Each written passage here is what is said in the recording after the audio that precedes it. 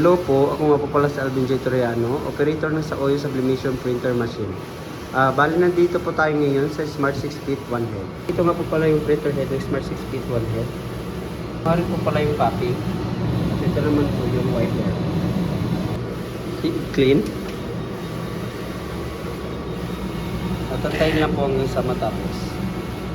Bali after po ng cleaning, kailangan po natin punasan yung wiper.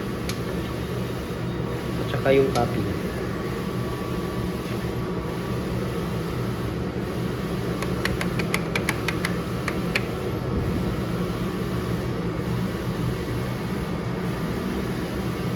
Nozzle test.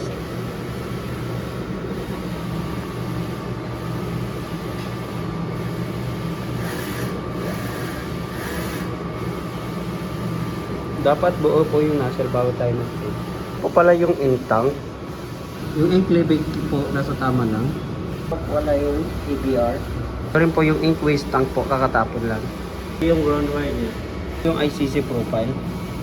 Ito rin po pala yung consumables withdrawal. Nasa system na po.